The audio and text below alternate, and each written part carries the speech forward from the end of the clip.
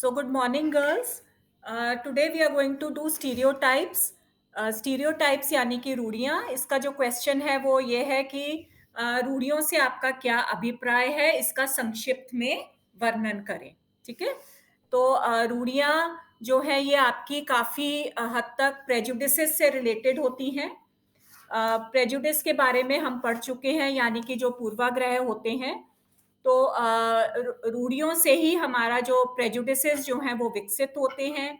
इसके अलावा रेशियलिज्म जो है या डिस्क्रिमिनेशन जो है, प्रजातिवाद है या विभेदीकरण जो होता है, डिस्क्रिमिनेशन, वो भी हमारा रूढ़ियों से ही विकसित होता है.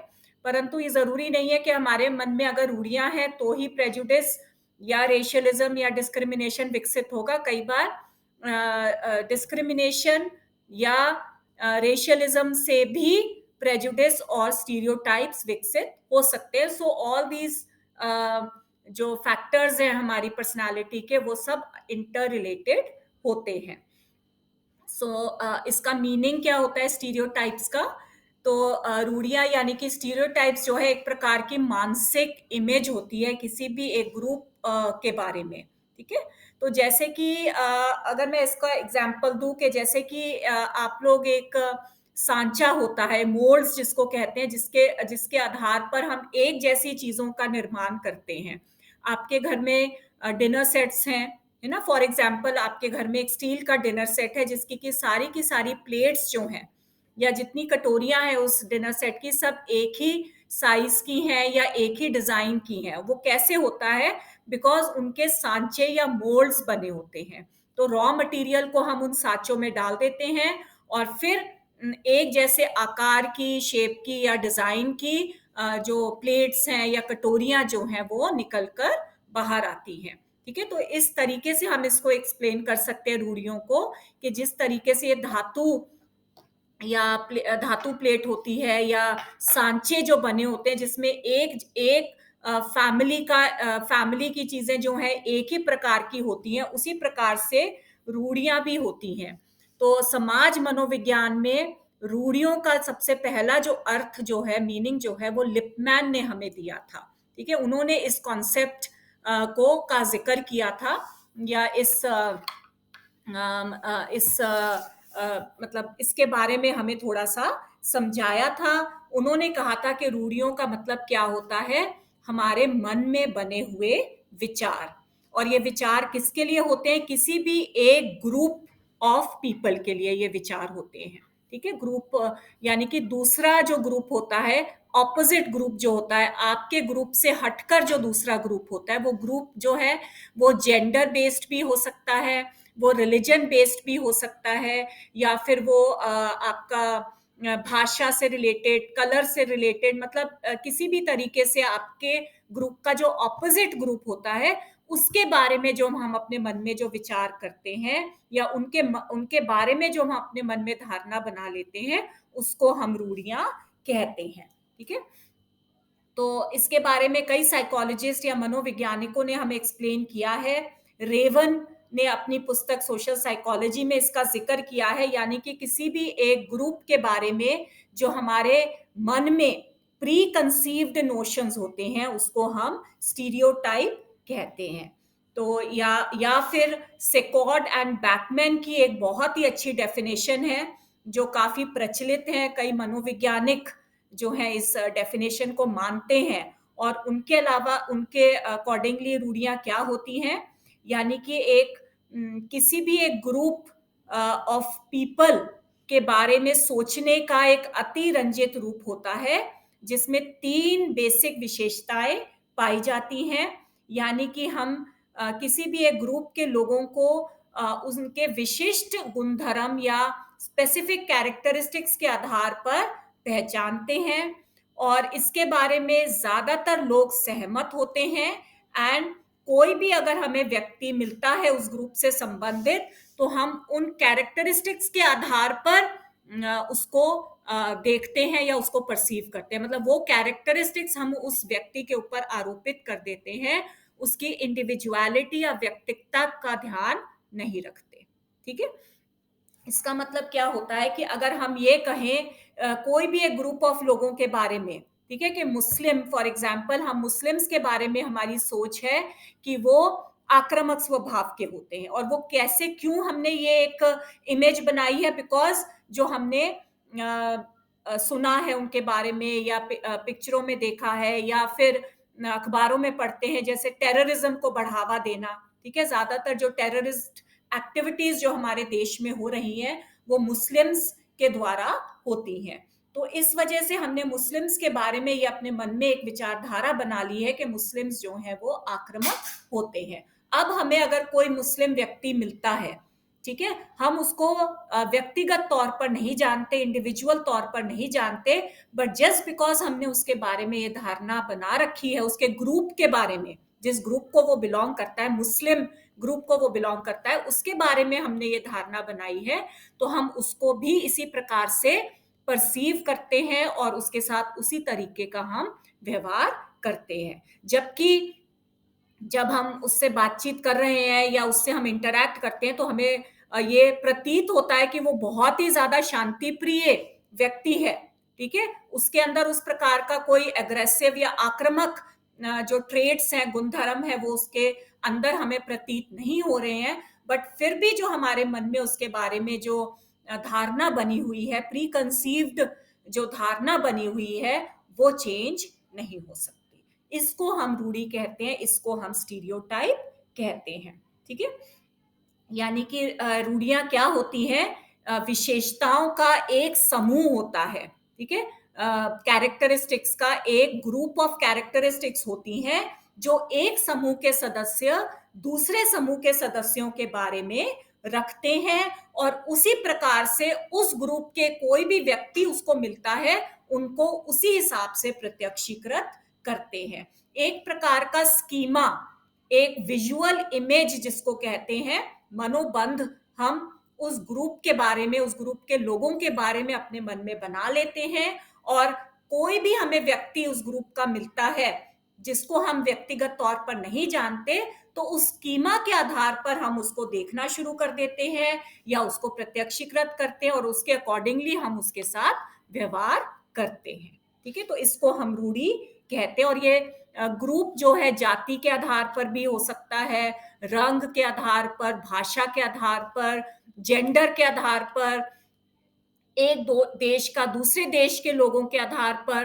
ठीक है, तो किसी भी प्रकार से, मतलब कोई भी ग्रुप का मतलब दूसरा ग्रुप क्या है, किसी भी कैरेक्टर या किसी भी इस चीज के आधार पर हम दूसरा ग्रुप परसीव कर सकते हैं। Okay, so now we come to the characteristics, यानी रूढ़ियों की विशेषता क्या होती है। तो अभी मैंने आपको जनरल मीनिंग जब बताया, उसमें आ ही गया है ये विशेषताएं, but just point wise I'll just explain to you characteristics of stereotypes। एक तो सबसे पहला है कि it is a mental image. जैसे अभी मैंने आपको बताया, एक विजुअल इमेज होती है, एक मानसिक प्रतिमा होती है, जो एक ग्रुप के लोग दूसरे ग्रुप के सदस्यों के बारे में अपने मन में बना लेते हैं, एक तस्वीर बना लेते हैं, एक प्रतिमा बना लेते हैं। और जो जब भी कोई उस ग्रुप का सदस्य हमें मिलता है, तो हम उसको उसी प्रतिमा या उसी तस्वीर के आधार पर प्रत्यक्षीकृत करते हैं और उसको उसी अकॉर्डिंगली बिहेव करते हैं। जैसे एक हमारी धारणा बनी हुई है, एक प्री कंसीव नोशन बना हुआ है कि जो पॉलिटिशियंस जो होते हैं वो अवसरवादी होते हैं, या पॉलिटिशियंस जो होते हैं वो करप्ट होते हैं। तो जब भी कोई पॉलिटिशियन हमारे सामने आता है या हम उसके साथ इंटरैक्ट करते हैं, तो हमारे मन में वही धारणा होती है। हमारे एरिया में कोई पॉलिटिशियन आता है, अपनी पार्टी के इलेक्शंस के दौरान अपने पार्टी के बारे में बताने के लिए या कैंपेनिंग करने के लिए इलेक्शंस के दौरान, तो आपके मन में सिर्फ यही आएगा कि ये तो कुछ नहीं करेगा, ये बोल बाल के चला जाएगा, जैसे कि बाकी के इससे पहले के पॉलिटिशियंस आए हैं। ठीक है, इनको सिर्फ वोट चाहिए, वोट मिल जाएंगे तो ये हमारे एरिया के बारे में उसके बाद कोई ध्यान नहीं देंगे। तो ये आपके मन में धारणा बनी हो, चाहे वो पॉलिटिशियंस कितना भी सच्चा क्यों ना हो, चाहे वो बाद में कितना मर्जी आपके लिए काम करे, परंतु आपके मन में जो वो धारणा बनी हुई है वो चेंज नहीं होगी। ठीक है, तो ये एक मेंटल इमेज होती है, एक मानसिक प्रतिमा होती है, जो एक ग्रुप के सदस्य दूसरे ग्रुप के सदस्यों के बारे में बना लेते हैं। सेकेंड कैरेक्टरिस्टिक्स क्या है कि ये एग्रीड अपॉन इम्प्रेशंस होते हैं। इसका मतलब क्या है? समस्त धारणाएं, यानी कि जितने भी हमारे ग्रुप के लोग होंगे वो सब इस बारे में सहमत होंगे कि दूसरे ग्रुप के लोगों के बारे में जो हम धारणा बनाते हैं ना, वो मेरी अकेली की धारणा नहीं है।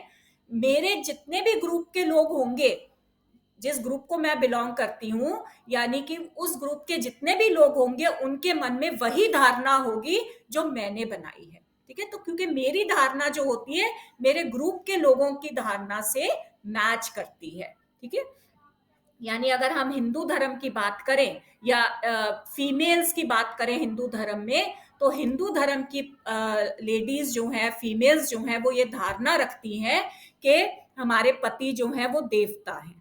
ठीक है, ये धारणा है। और जितनी भी हिंदू धर्म की जो औरतें होंगी, विमेन होंगी, वो यही धारणा रखेंगी, चाहे उनका अपना पति जो है वो बहुत ही ज्यादा क्रूर है, बहुत ही ज्यादा उसको टॉर्चर कर रहा है, मार पिटाई कर रहा है, किसी भी प्रकार से देवता नहीं है, उल्टा उसका ऑपोजिट ही है, लाइक राक्षस है, परंतु फिर भी वो धारणा बनी हुई है, तो वो है। हम फिर भी उसकी पूजा करेंगे, फिर भी करवा चौथ का व्रत रखेंगे, फिर भी उसकी आरती उतारेंगे, बिकॉज ये धारणा बनी हुई है। ठीक है, तो ये एग्रीड अपॉन इम्प्रेशंस होती है, मतलब सारी की सारी हिंदू धर्म की जो लेडीज होती हैं उनके मन में यही धारणा है, सब इसके ऊपर ही एग्री करते हैं। थर्ड कैरेक्टरिस्टिक्स क्या आ जाते हैं? जो ये स्टीरियोटाइप्स होते हैं ये काफी हद तक स्टेबल होते हैं, टिकाऊ होते हैं, परमानेंट होते हैं। जितना मर्जी आपको विरोधी सूचनाएं मिल जाएं उस चीज की, जैसे मैंने अभी आपको एग्जांपल दिया कि हिंदू धर्म की औरतें सारी अपने पति को देवता मानती हैं, तो आपको विरोधी सूचना भी मिल रही है, आपका पति जो है वो देवता समान नहीं है, परंतु फिर भी आप ये उसको देवता ही मानोगे, और अगर नहीं मानोगे तो आपको बाकी की जो औरतें हैं वो आपको बुरा भला कहेंगी। ठीक है, तो ये काफी हद तक ये रूढ़ियां जो होती हैं ये परमानेंट होती हैं, ये टिकाऊ होती हैं, स्टेबल होती हैं। Another example we can give, another characteristics that we can say is कि ये जो रूढ़ियां जो हैं ये ओवर जनरलाइजेशन के ऊपर आधारित होती हैं, यानी अति सामान्यकरण इसको हम कह सकते हैं कि इनका निर्माण जो होता है, जैसे अभी मैंने आपको बताया, एक ग्रुप के बारे में, एक ग्रुप के किसी भी सदस्य के बारे में जो हमारी धारणा बन जाती है, वो धारणा समस्त ग्रुप के बारे में वही बनी रहती है। ठीक है, तो ओवर जनरलाइजेशन या अति सामान्यकरण के ऊपर आधारित होती है। Then the stereotypes can be positive also and negative also. हालांकि ज्यादातर ये नेगेटिव होती है, बट काफी हद तक पॉजिटिव भी होती है। अनलाइक प्रेजुडिसेस, मैंने आपको पूर्वाग्रह के बारे में बताया कि ज्यादातर प्रेजुडिसेस जो होते हैं वो नेगेटिव अभिवृत्ति होती है, परंतु जो स्टीरियोटाइप्स जो हैं ये पॉजिटिव और नेगेटिव दोनों प्रकार के हो सकते हैं। कि रूढ़ी जो है इसमें हम, अब मैंने आपको जैसे मुस्लिम्स के बारे में बताया कि एक नेगेटिव धारणा है कि वो आक्रामक या एग्रेसिव स्वभाव के होते हैं, परंतु एक पॉजिटिव धारणा भी है उनके बारे में कि वो बहुत अच्छे मित्र होते हैं। ठीक है, तो ये पॉजिटिव रूढ़ी भी हो सकती है और नेगेटिव रूढ़ी भी हो सकती है। अनदर कैरेक्टरिस्टिक्स अबाउट स्टीरियोटाइप्स के these are related with beliefs, हमारा जो विश्वास संस्थान से ये रिलेटेड होते हैं। ठीक है, तो यानी कि एक विश्वासों का सेट होता है, एक बिलीफ सिस्टम का सेट होता है जिसके ऊपर ये रूढ़ियां जो हैं हमारी आधारित होती हैं।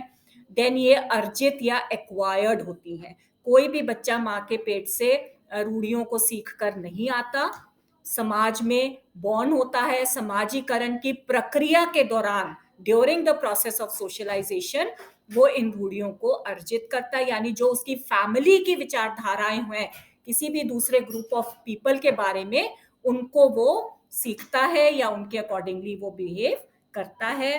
ट्रूथफुलनेस के बारे में वी कैन से के रूढ़ियां जो होती हैं, स्टीरियोटाइप्स जो हैं, वो ज्यादातर सत्यता या ट्रूथफुलनेस के ऊपर आधारित होती हैं, परंतु उसके साथ साथ ये अविवेकपूर्ण भी होती हैं, इरैशनल भी होती हैं, because as I have said कि जरूरी नहीं है कि उस ग्रुप के सारे लोग उसी प्रकार के हों। ठीक है, परंतु हम उनको उसी प्रकार का समझते हैं जो हमारे मन में मानसिक प्रतिमा बनी हुई है, तो दैट मीन्स ये अविवेक पूर्ण है, इरेशनल है, ठीक है। इसमें कोई लॉजिक या कोई तर्क नहीं है। तर्क कब होगा? जब हम अपने व्यक्तिगत एक्सपीरियंस के आधार पर, किसी भी एक इंडिविजुअल की व्यक्तिकता के आधार पर उसके बारे में कोई राय अपने मन में बनाए, तो वो उसको हम लॉजिक कहते हैं, उसको हम विवेक कहते हैं। परंतु रूढ़ियों में ऐसा नहीं होता, ठीक है। तो इस प्रकार से कुछ कैरेक्टरिस्टिक्स या कुछ विशेषताएं हैं जो रूढ़ियों के बारे में हम बोल सकते हैं, या उसको समझने में हमें ये हेल्प हो सकती है।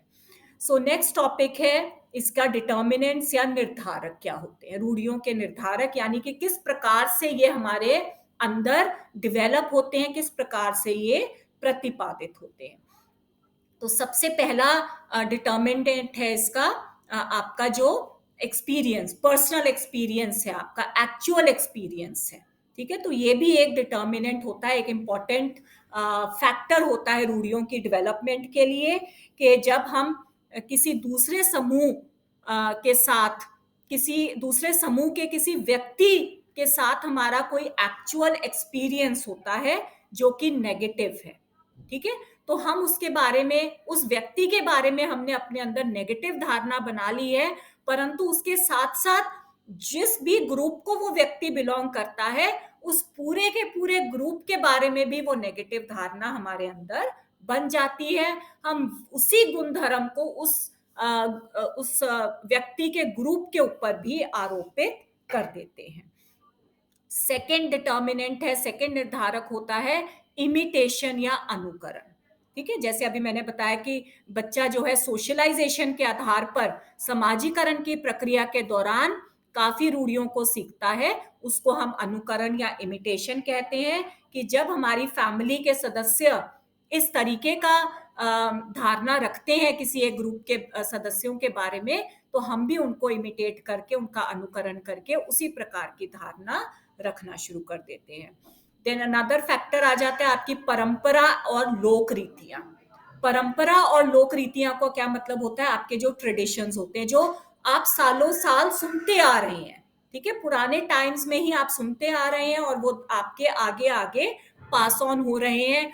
जैसे हिंदू धर्म में औरतें जो है अपने पति को देवता मानती हैं, ये ट्रेडिशंस हैं, ये लोक रीतियां हैं, पुराने टाइम्स में ही सुनते आ रहे हैं। भगवान राम की पत्नी जो थी सीता जी, उन्होंने ब्लाइंडली भगवान राम को फॉलो किया, बिकॉज उनके लिए वो देवता थे, ठीक है। तो उसी प्रकार के ट्रेडिशंस जो हैं वो चले आ रहे हैं और आज भी हम उनको फॉलो करते हैं। देन अनदर फैक्टर आ जाता है आपकी सामाजिक दूरी, सोशल डिस्टेंस जिसको कहते हैं। This is a very important factor, because जिस समूह के लोगों के बारे में हम अपनी कोई अवधारणा बना लेते हैं, अपने मन में कोई इमेज या प्रतिमा बना लेते हैं, मोस्ट लाइकली उस ग्रुप के लोगों को हम अच्छे से नहीं जानते, उनके साथ हमारी सामाजिक दूरी है। सिर्फ मीडिया में देखना या उनके बारे में पुस्तकों में पढ़ना या उनके बारे में पिक्चरों में देखने से ही हम उनके बारे में ये अवधारणा बना लेते हैं, ठीक है, बिकॉज पर्सनली हम उस ग्रुप के लोगों को नहीं जानते। Then we come to self esteem, आत्मसम्मान। इसका क्या मतलब है? Why is this considered a way of a factor that determines stereotypes? और वो इसलिए होता है बिकॉज अगर हम एज अ ग्रुप दूसरे किसी ग्रुप के लोगों को नेगेटिव रूप में देखते हैं, तो उससे हमारा आत्मसम्मान उच्च होता है। अपने आत्मसम्मान के बढ़ावे के लिए हम दूसरे समाज या दूसरे समूह के लोगों को नीची दृष्टि से देखते हैं, ठीक है। एक्चुअल में चाहे हम इतने उच्च आत्मसम्मान के ना हो, परंतु इस प्रकार से जब हम कंपैरिजन करेंगे कि हमारे अंदर तो ये पॉजिटिव क्वालिटीज हैं, उनके अंदर नहीं है, उनके अंदर ये नेगेटिविटी है, तो हमारा सेल्फ एस्टीम उससे बढ़ता है, ठीक है। तो इस तरीके से कुछ आपके डिटर्मिनेंट्स हैं, कुछ निर्धारक है या कुछ कारक है जिनके द्वारा स्टीरियोटाइप्स का डेवलपमेंट होता है या स्टीरियोटाइप्स जो है हमारे अंदर विकसित होते हैं, ठीक है।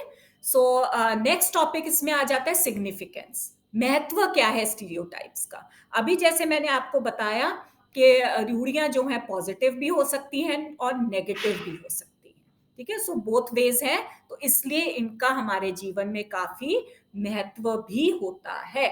और क्या महत्व होता है? सबसे पहला इंपॉर्टेंट महत्व है संज्ञानात्मक कार्यों में सहायता करना। इसका क्या मतलब है? कॉग्निटिव जो भी हमारे वर्क होते हैं उनमें उनको फैसिलिटेट करने का मतलब क्या है? जो भी हमारे अंदर रूढ़ियां जो विकसित होती हैं, इन रूढ़ियों के द्वारा हम काफी हद तक जो जटिल जो रिलेशनशिप्स होते हैं, कॉम्प्लेक्स रिलेशनशिप्स जो होते हैं, उनको कम करती हैं ये रूढ़ियां। इसका मतलब ये है कि जब हम किसी भी एक ग्रुप के लोगों के बारे में कुछ अवधारणा बना लेते हैं, कुछ मानसिक इमेज बना लेते हैं, एक मानसिक प्रतिमा बनाते हैं, तो जब हमें वो ग्रुप में से कोई भी एक सदस्य मिलता है, तो उस मानसिक इमेज के आधार पर हम अपना उनके साथ जो इंटरैक्शन जो है उसको हम आरंभ करते हैं। हमारे डिसीजन मेकिंग में काफी हेल्पफुल होता है ये। अगर एक एग्जांपल दूं, तो हमारे अंदर ये अवधारणा बनी हुई है कि जो नेपाली जो लोग होते हैं वो बहुत बहादुर होते हैं। और ये हमने कैसे अवधारणा बनाई है? बिकॉज ज्यादातर ये देखा जाता है कि जो हमारे आर्म्ड फोर्सेस हैं या जो सैनिक बल होते हैं, उसमें काफी ज्यादा टुकड़ियां जो हैं वो नेपालियों की होती हैं। तो नेपाली जो हैं वो बहादुर होते हैं, नेपाली जो हैं वो ब्रेव होते हैं, ठीक है। आप लोग मूवीज जो इस प्रकार की जो आर्मी के ऊपर या वॉर्स के ऊपर जो मूवीज आई हैं, उसमें भी हम देखते हैं कि नेपालीज की अलग टुकड़ी होती है नेपालियों की। तो और आप मूवीज देखते हैं, ठीक है, उसमें भी आप देखोगे कि ज्यादातर जो बड़े बड़े बंगले अगर है कोई, तो वहां पर जो दरबान होता है, चौकीदार जो होता है, वो नेपाली होता है, बहादुर होता है, ठीक है। बहादुर कहा जाता है उसको। तो वो होता है। तो अब आपके रियल लाइफ में अगर आपने इस प्रकार का कोई डिसीजन बनाना है, यानी कि अगर आपने किसी दरबान या चौकीदार की नौकरी के लिए आपने इश्तेहार दिया है, एडवर्टाइजमेंट दिया है, और नौकरी के लिए 3 4 5 6 लोग जो हैं वो आते हैं, ठीक है, और उनमें नेपाली भी हैं, उनमें इंडियंस भी हैं या सिख भी हैं, इस प्रकार से अलग अलग जाति के लोग हैं, उसके अंदर अलग अलग रिलीजन के लोग हैं जो आपके लिए आपके पास उस दरबान की नौकरी के लिए आते हैं। तो हमारे मन में जो प्रतिमा बनी हुई है, इमेज बनी हुई है नेपालियों के लिए, तो हम लोग बिना कुछ सोचे समझे नेपाली के ऊपर ही पिन पॉइंट करेंगे कि हमने इसी को चौकीदार की नौकरी दे ली है, ठीक है। तो ये कॉग्निटिव जो रिलेशनशिप्स होते हैं या कॉग्निटिव जो वर्क होते हैं, उनको फैसिलिटेट करते हैं हमारी जो ये रूढ़ियां होती हैं। तो ये एक इम्पॉर्टेंट इसका महत्व होता है।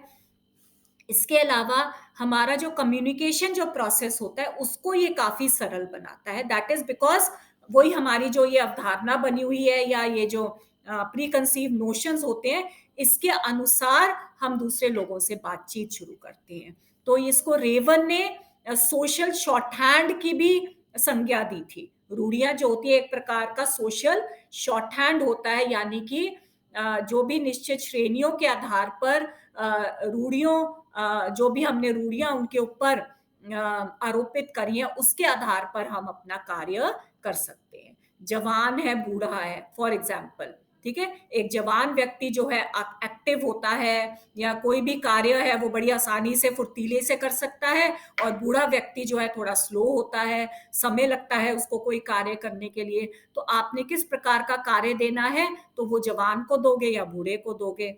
या फिर बूढ़ा व्यक्ति जो है वो एक्सपीरियंस्ड है, ठीक है, वो अपनी बुद्धि के साथ काम करेगा। जवान व्यक्ति इतना ज्यादा अपनी बुद्धि को नहीं लगाएगा, वो हर काम को जल्दबाजी में करना शुरू करेगा। तो अगर कोई एकेडमिक काम है तो आप बूढ़े व्यक्ति को दोगे। तो it is like a social short जो मतलब हमारा जो काम जो है उसको सरल बनाता है, कम्युनिकेशन को बहुत सरल बनाता है, ठीक है, सोशल इंटरैक्शंस को बहुत सरल बनाता है। और रूढ़ियों के माध्यम से हम इस बात की जानकारी ले लेते हैं कि हमारे सामने जो व्यक्ति आया है वो किस ग्रुप को बिलोंग करता है, तो हम उसके साथ उसी प्रकार से बिहेव करेंगे। ठीक है, मुस्लिम व्यक्ति हमारे सामने आया है तो हमारी ये रूढ़ी है कि मुस्लिम जो है बहुत ज्यादा मतलब कि दोस्त बहुत अच्छे होते हैं, ठीक है, पक्के दोस्त होते हैं मुसलमान, तो हम बहुत जल्दी उस मुस्लिम व्यक्ति से अपनी दोस्ती कर लेते हैं। देन भविष्यवाणी में फैसिलिटेट करता है, जो ये रूढ़ियां होती हैं, मतलब कि जैसे अभी मैंने आपको एग्जाम्पल दिया था गोरखास का या नेपाली लोगों का, कि गोरखास जो होते हैं बहुत बहादुर होते हैं, तो हम हमारे पास अगर इस नौकरी के लिए वो आए हैं तो हम ये भविष्यवाणी कर सकते हैं पहले से ही कि हमने अगर इस गोरखा को नौकरी पर रखा तो हमारी जो चौकीदारी वाली समस्या जो है वो बहुत जल्दी या बहुत आसानी से सॉल्व हो जाएगी और हम बड़ी चैन की नींद सो सकते हैं, तो हम उसको नौकरी पर रख लेते हैं। ठीक है, अनदर महत्व है ये हमारा प्रचार में, प्रोपेगेंडा जिसको कहते हैं, व्यापार के क्षेत्र में भी रूढ़ियों का बहुत ज्यादा महत्व होता है। जो भी हम मतलब कि एडवर्टाइजमेंट्स जो हम बनाते हैं, ठीक है, जो आप टीवी पर रेडियो पर जो एडवर्टाइजमेंट्स देखते हो, प्रचार देखते हो, वो रूढ़ियों के आधार पर ही बनाए जाते हैं। ठीक है, वो रूढ़ियों के आधार पर ही बनाए जाते हैं। हमारे सामाजिक व्यवहार को नियंत्रित करने में भी इनका बहुत बड़ा हाथ होता है। कई बार सत्य सूचनाओं पे आधारित है अगर ये रूढ़ियां, तो ये बहुत ज्यादा हेल्पफुल होती हैं हमारे लिए। एंड देन सेल्फ एस्टीम को बढ़ावा तो देती ही हैं। अगर हम इसको पॉजिटिव वे में भी रख सकते हैं कि हमारी सेल्फ एस्टीम को बढ़ावा देने के लिए हम अगर रूढ़ियों का यूज करें तो हम दूसरे समूह के लोगों को हीन समझते हैं और अपने आप को हम उच्च समझने लगते हैं।